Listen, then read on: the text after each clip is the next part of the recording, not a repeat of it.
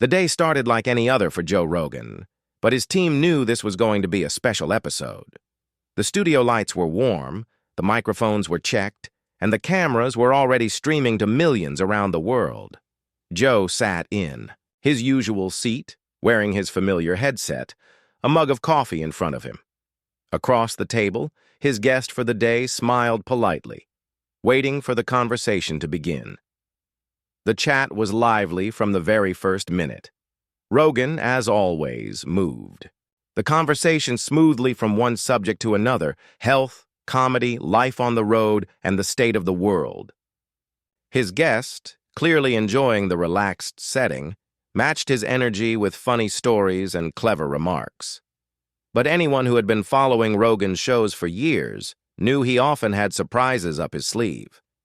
He liked to throw in unexpected topics, the kind that made listeners sit up a little straighter. There was a certain look he got in his eyes when something unusual was coming, a mixture of curiosity and mischief. About 30 minutes into the broadcast, that look appeared. He leaned slightly forward, his voice dropping just enough to suggest that what he was about to say wasn't planned. "You know," he began, "there's something I came across recently that, well, let's just say it's interesting." His guest raised an eyebrow. The live chat exploded instantly. Hundreds of messages scrolled by every second, asking what he was talking about. Viewers could sense a shift. This was no longer just another casual conversation. Something was building. Joe took a sip of his coffee and continued slowly, almost as if choosing his words carefully. "It's about a certain former president and his daughter. I wasn't sure if I should even bring this up, but since we're live, maybe it's the perfect time." That sentence alone was enough to send the audience into overdrive. Clips of those few words were already being captured and shared by eager fans. People paused their workdays, texted their friends, and tuned in to see where this was going. The guest chuckled nervously. "You're really going to do this live?" they asked. Joe just nodded. "Why not? This is the internet. We're here to talk about what's real." He reached over to the laptop in front of him and tapped a few keys. A second later, the big screen behind the table lit up with a thumbnail of a folder labeled simply, "Trump and Ivanka, Source." Rogan didn't open it yet. Instead, he told the story of how it came into his possession. According to Joe, an anonymous source had reached out weeks earlier. This wasn't some random email. The message came through a trusted contact. The source claimed to have photographs that, while not criminal, were unusual. They painted a picture of moments that most people had never seen, moments that might spark conversation about the personal side of a man who had dominated headlines for years. At this point, the guest leaned in, curious. "So you believe these are real?" they asked. Joe shrugged. "That's the thing. I've had them looked at. I can't say 100%, I'm not an investigator, but they don't look fake to me. And the person who sent them has a history of getting things right." The atmosphere in the studio had shifted completely.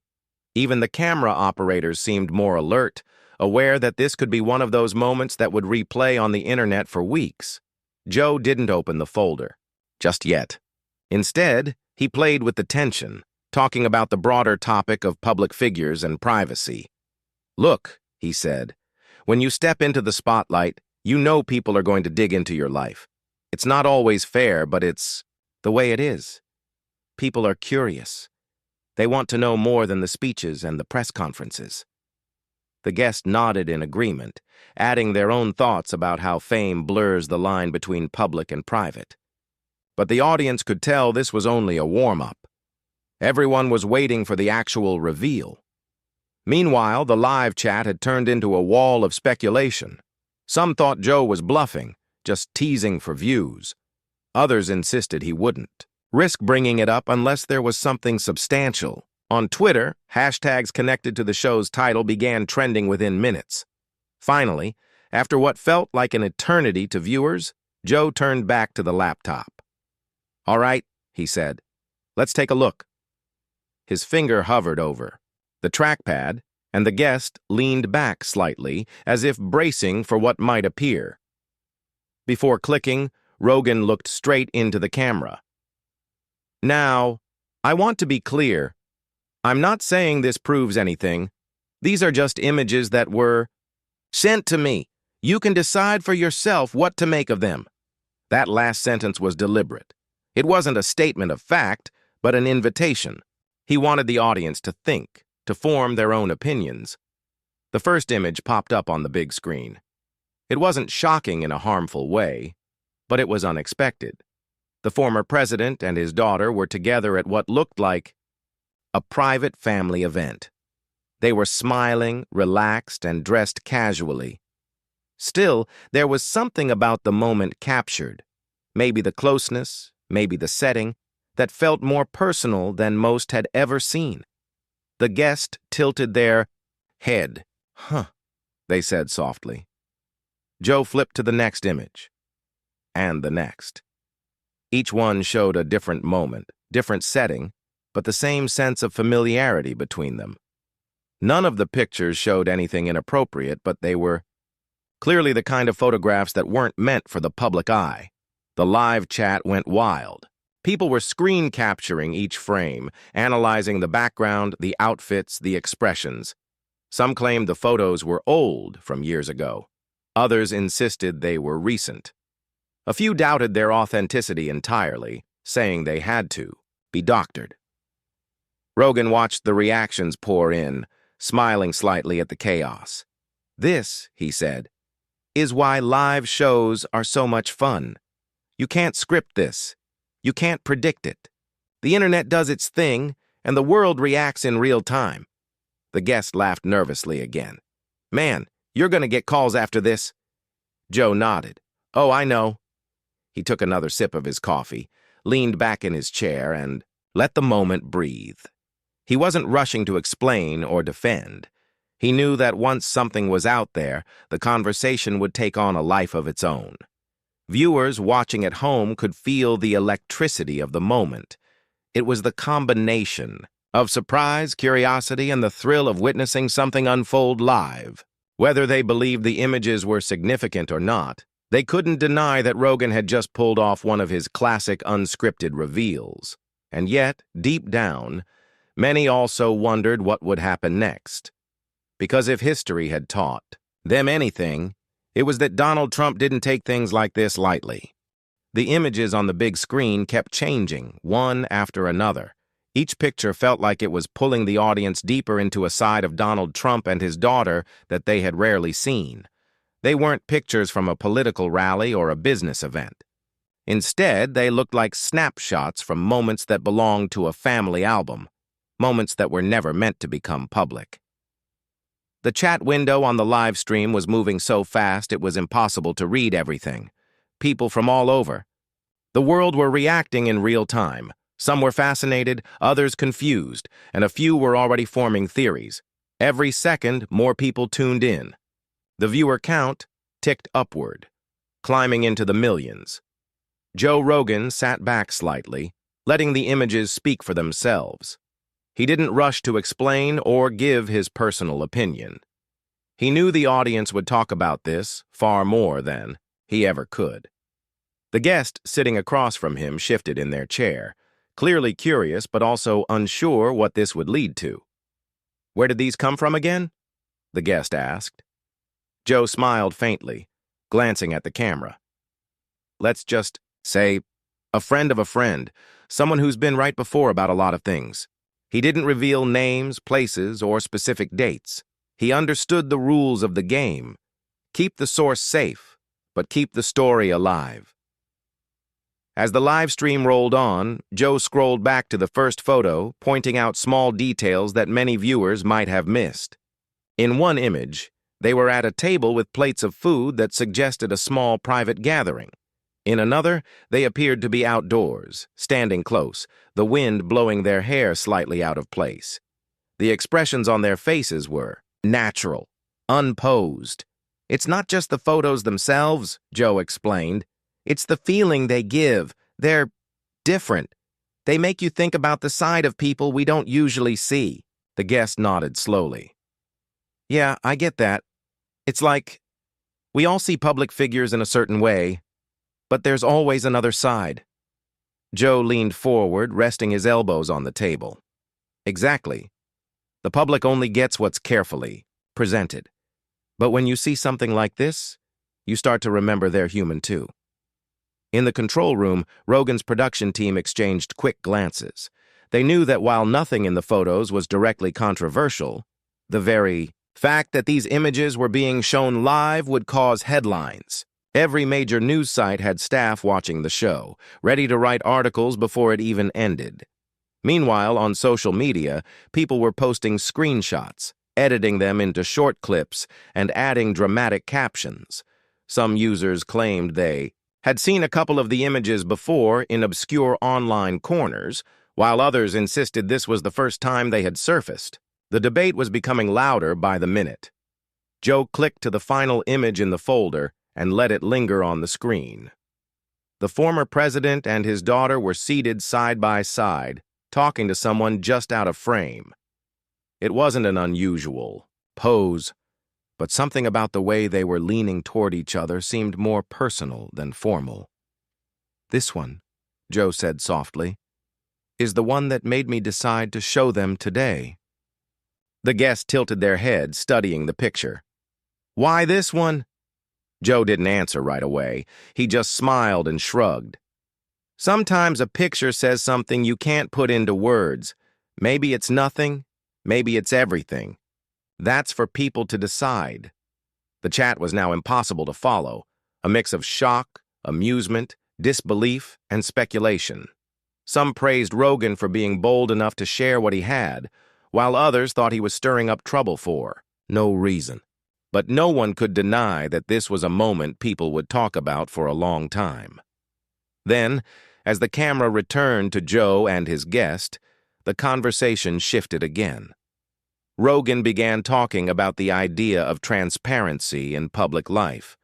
It's interesting, he said, how we demand so much honesty from politicians, celebrities, athletes, but at the same time, we don't really want to know everything. We want just enough to make us curious. The guest agreed, adding that sometimes, when too much personal information comes out, it changes the way people see someone completely. Yeah, they said. And that can be both good and bad.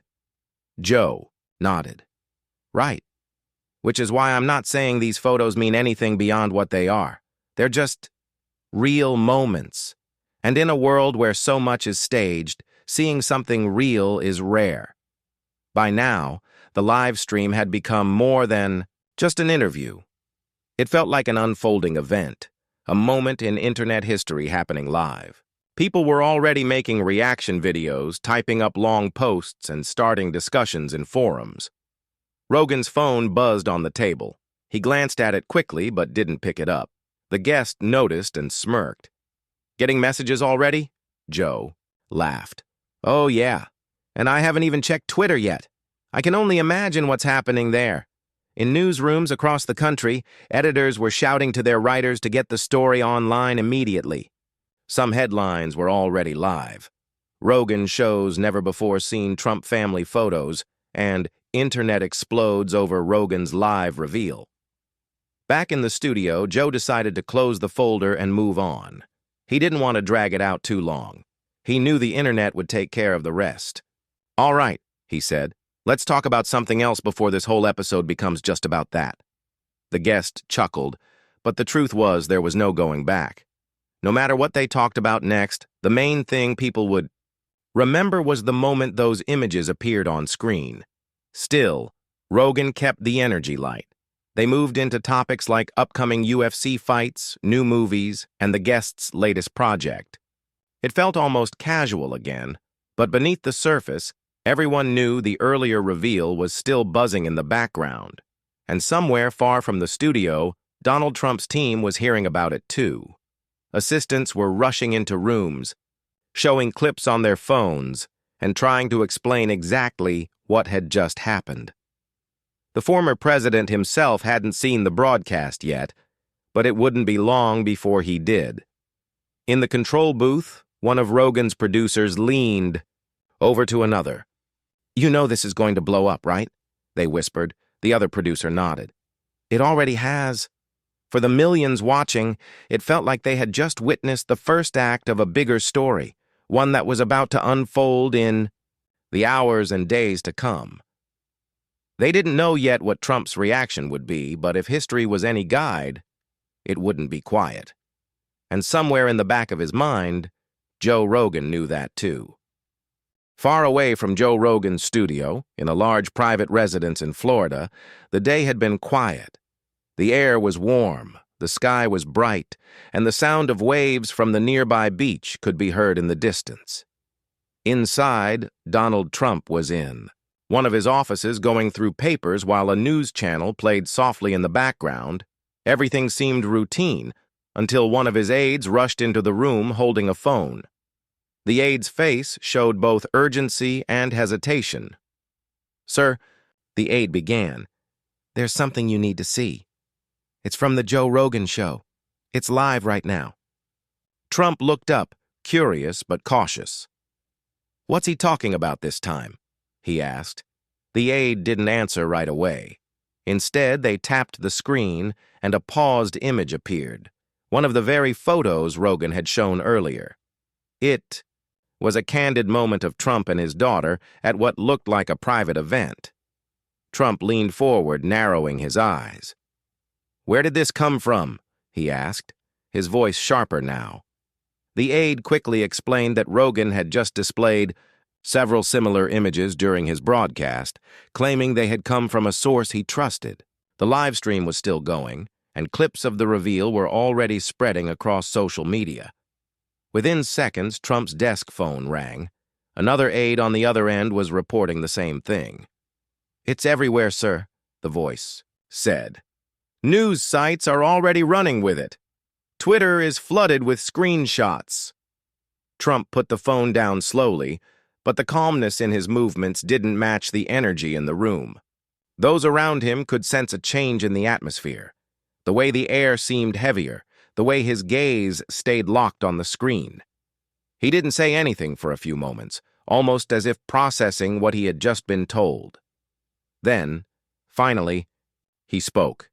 "Get the full video, now. I want to see exactly what he said." The aides moved quickly. One set up a laptop on the desk and began searching for a replay of the live stream.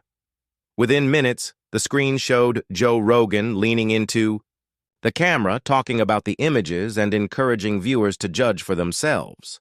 Trump watched silently at first. His expression was unreadable, though every so often his brow furrowed. He stayed quiet until the part where Rogan explained that the photos weren't necessarily proof of anything but were real moments. At that, Trump's hand tapped the desk in a slow, deliberate rhythm. "He says they're just moments, but he knows exactly what he's doing," Trump muttered. When the final image appeared on the screen, the one Rogan had called the reason he decided to show them, Trump sat back in his chair. He exhaled through his nose, the kind of quiet sound that everyone in the room recognized. "All right," he said at last. "Get my communications team on the line. We're putting out a statement." The aides nodded and moved quickly. Phones were pulled out, calls made, messages sent. In minutes, a small group had gathered in the office, ready to discuss the next steps. Trump listened as one advisor suggested dismissing the story entirely, calling it a nothing burger that would fade in a day. Another advisor warned that ignoring it might make it grow even bigger. Trump didn't interrupt them. He let them talk, then finally raised his hand for silence. "We're not ignoring it," he said firmly. "We're addressing it. People need to hear from me directly, and I want it clear. Those images were private, and they mean nothing beyond what they show." One aide suggested framing the response as a reminder about respecting personal privacy. Another recommended calling out the media for taking harmless family photos and turning them into gossip. Trump liked that angle.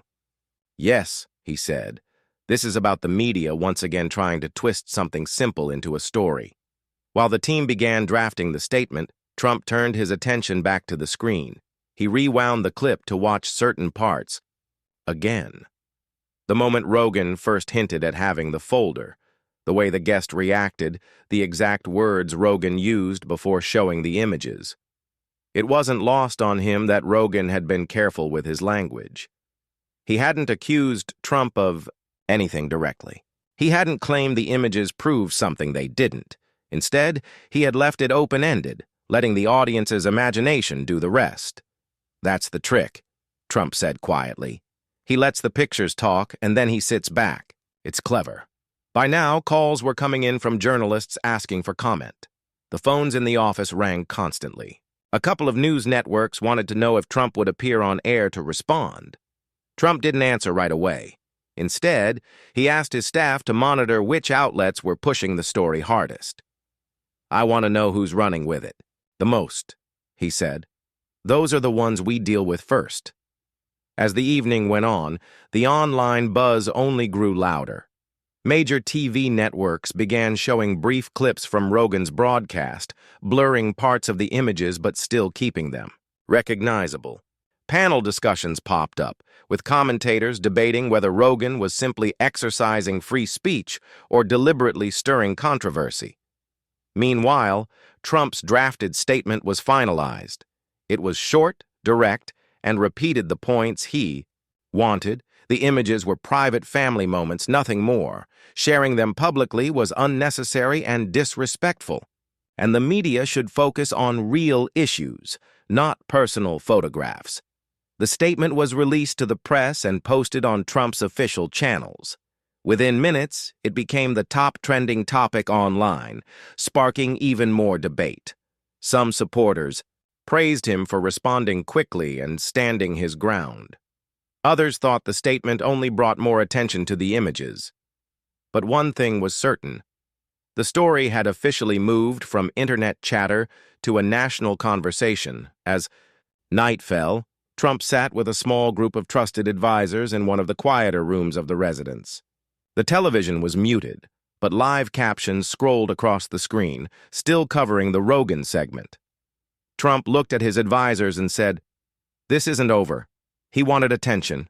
He got it. But now it's our turn to make sure people see the truth." The team discussed possible follow-ups, from requesting a direct conversation with Rogan to considering legal consultation. While nothing was decided that night, the mood in the room was determined. Outside, the Florida sky darkened, and the sound of the waves returned to the background. But inside, the feeling was clear. This was only the beginning. The real response, whatever it would be, was still to come. And somewhere in another part of the country, Joe Rogan was probably finishing his evening, well aware that his live reveal had just set something much bigger in motion. The morning after Joe Rogan's broadcast, news channels were still replaying the clips. The images of Donald Trump and his daughter had now been shown on nearly every major network, even if blurred. Talk shows debated what the pictures meant, and opinion pieces filled online news sites. The internet was buzzing like a hive that had just been shaken. At Trump's Florida residence, the day started early. His legal and communications teams gathered around a long table, papers spread out, laptops open, and phones constantly ringing. The task was clear: decide how to handle the situation before it grew even larger. Trump entered the room, wearing a serious expression. "All right," he said, "tell me what we're dealing with today." One of his senior advisors spoke. "First, sir, the story is everywhere. Every major outlet has mentioned it, and social media hasn't stopped talking about it. Hashtags related to the images are trending worldwide. Some are calling it a small curiosity, but others are trying to give it more meaning than it has." Trump nodded slowly. "And Rogan?" another aide answered. "He hasn't said anything more yet. No follow-up post, no clarification. He's letting the internet run with it." The room fell quiet for a moment. Everyone knew that silence from Rogan didn't mean the story was going away. It meant he was watching the reaction carefully. Trump looked around the table. "We're not going to let people make up their own stories. We're going to be clear and direct. That means legal and public response. His lead attorney, a calm man in a dark suit, leaned forward. Legally, we can send a letter demanding a retraction or removal of the images from any platform Rogan controls. We can also put pressure on outlets that are reposting the photos. However, he paused for a moment. Because the pictures don't show anything illegal or private in a harmful sense, it will be difficult to make a strong legal case. It may be more effective to address this through public messaging. Trump considered this. Then we do both. Send the letter, and at the same time, make sure people hear directly from us. The communications director had already been preparing talking points. Our focus will be on 3 messages, she said. First, these are harmless family moments taken out of context. Second, there is no story here except the media's attempt to invent one. And third, the public should focus on issues that actually matter. Trump approved the plan. Good. Get that out everywhere. By midday, the official legal notice had been sent to Joe Rogan's production company. It was firm, but not overly aggressive, stating that the images were private and should not have been broadcast without consent. At the same time, Trump's spokesperson appeared on a major news channel, repeating the talking points and framing the whole thing as a distraction from real national concerns. The media reaction was immediate. Some outlets treated the legal notice as a major escalation, while others questioned whether it was more of a symbolic move than a serious lawsuit. On social media, supporters of Trump began posting messages of solidarity, while Rogan's fans defended his right to show the images. By late afternoon, Rogan finally broke his silence. He didn't hold a press conference or make a long statement. Instead, he simply went live on his Instagram page, sitting in his usual podcast studio with a casual smile. All right, Rogan began. I've seen the headlines, I've seen the statements, and yes, I got the letter. He held up a few sheets of paper, clearly the legal notice. I want to be clear. I didn't accuse anyone of anything. I just showed some photos that were sent to me, and I let people make their own judgments. That's it. That's all it was. He leaned back in his chair, speaking in a calm, measured tone. We live in a time where everything becomes a story. Sometimes the story is about the story. People can take something small and blow it up, and that's fine, and that's the internet. But my job here is to talk about interesting things. And, whether you like it or not, those photos were interesting to a lot of people. Within minutes, clips of Rogan's response were circulating online. His fans praised him for standing by his actions, saying he hadn't done anything wrong. Critics argued that he knew exactly how the images would be perceived and was avoiding responsibility. Back in Florida, Trump and his team watched the response together. Trump's expression didn't change much, but the room could sense he wasn't pleased. He's framing this like I'm overreacting, Trump said quietly. We can't let that narrative take hold. The communications director suggested a televised interview. We can get you in front of a friendly audience where you can set the record straight in your own words, she said. That way, people hear your side directly without it being chopped into sound bites. Trump agreed, but he also wanted to go further. I want to talk about how this is an example of what's wrong with the media today, he said. How they focus on the wrong things, how they take normal family moments and turn them into headlines. This isn't just about me. It's about everyone. The next day, the interview aired on a major network. Trump sat across from the host, speaking in a calm and controlled tone. He repeated the main points his team had crafted but also expanded on the bigger idea that media culture had shifted toward chasing viral moments instead of focusing on real problems. I have no issue with discussion, Trump said during the interview, but there's a line between discussion and turning private moments into public spectacle. That's what happened here. The interview was widely covered, with excerpts appearing on news programs and trending online. Supporters applauded his approach, saying he handled it with composure. Opponents continued to debate whether the photos should have been shown at all. Meanwhile, Rogan's next scheduled podcast episode opened with a brief mention of the situation. "It's funny," Rogan said with a grin. "I showed a few pictures and now it's a national story. That's the world we live in." He quickly moved on to other topics, but it was clear the story wasn't fading. In fact, the attention was growing. Media analysts began discussing the larger implications, the fine line between public interest and personal privacy, the responsibility of influencers with massive audiences, and how quickly an image can shift from harmless to controversial once it's placed in a certain context.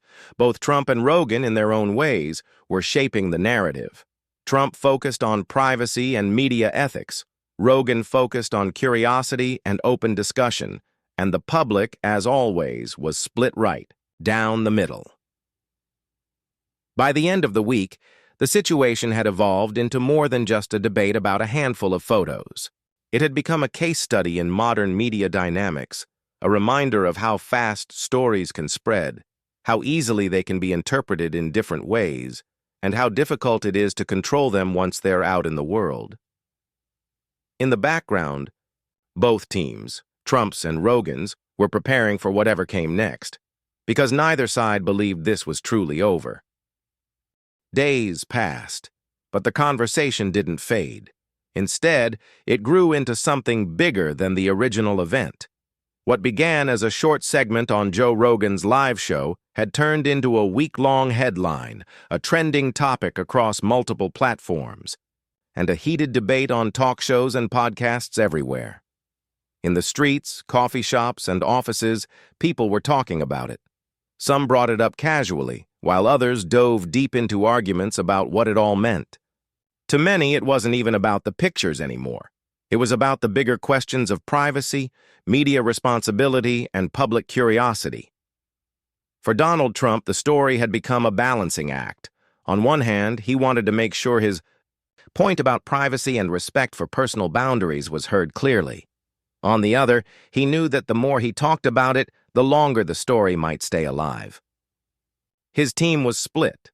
Some advised letting it cool down naturally, while others pushed for continuing to address it head-on. Trump decided on a middle path: speak only in carefully chosen moments, in interviews or statements that were on his own terms. "We can't let this be the only thing people associate with me right now," he told his staff. "We have bigger things to focus on." Meanwhile, Joe Rogan moved forward with his usual content. He didn't make the photos the main subject again, but he also didn't shy away from referencing the situation when it came up naturally in conversation. "It's wild," he said in one episode. "You show something that you think is interesting, and suddenly the whole country's talking about it. That's the power of media now." For Rogan's fans, the incident was just another example of his willingness to talk about things others might avoid. For Trump's supporters, it was an example of how the media, even independent media, could cross the line into personal territory. As the days turned into weeks, the conversation began to split into different layers. News analysts debated whether Rogan had acted within his rights. Legal experts discussed what counted as private versus public content in the age of the internet. Cultural commentators looked at the way social media amplified the moment, asking whether the public really cared about the images or simply enjoyed the drama. The online reaction also changed over time. The first wave of excitement, when everyone was sharing screenshots and speculating, started to slow down. In its place came more thoughtful discussions, long posts on forums, and video essays on YouTube breaking down the sequence of events. Some pointed out that the incident showed how fragile the line was between a curiosity and a controversy. Others noted that both Rogan and Trump seemed to benefit from the attention in their own ways. Rogan's episode became one of the most watched of the year, and Trump's appearances to address the situation drew large audiences. Behind the scenes, both teams kept an eye on the public mood. Trump's staff monitored polls and online sentiment, noting that while the story had stirred some criticism, his core support remained strong. Rogan's team tracked listener engagement, seeing a spike in subscriptions and downloads after the episode. It was clear that, in the modern media world, controversy, even when not intended, could draw attention like nothing else.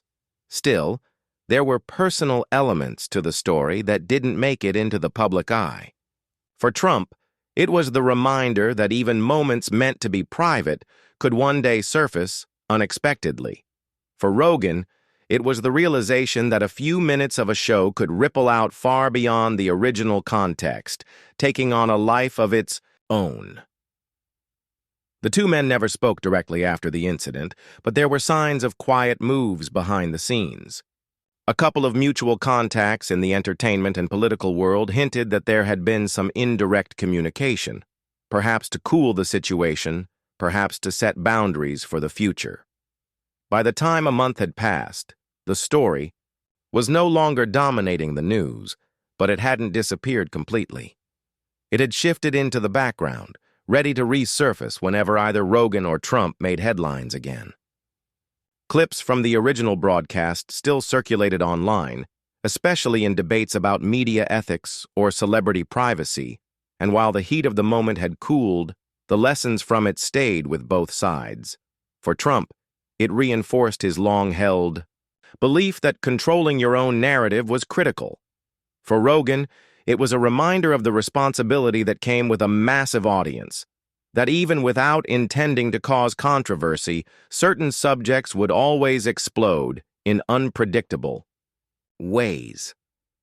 In the end, the episode became part of both men's public history, one chapter in a much larger story of their careers. People would remember it not just for the images, but for what it represented. The speed of the modern news cycle, the reach of independent media, and the constant tension between public interest and personal life. Even months later, when Trump was giving speeches or Rogan was interviewing new guests, the incident would sometimes pop up as a quick reference or a passing joke. It was a shared cultural memory now, one of those moments that could be summed up in a sentence. Remember when Rogan showed those pictures, and instantly spark a conversation. And for the viewers who had been watching live that day, it remained one of the most surprising and unpredictable moments they had ever seen unfold in real time. It was proof that in the age of live streams and social media, the unexpected could happen at any second. And when it did, the whole world could be watching.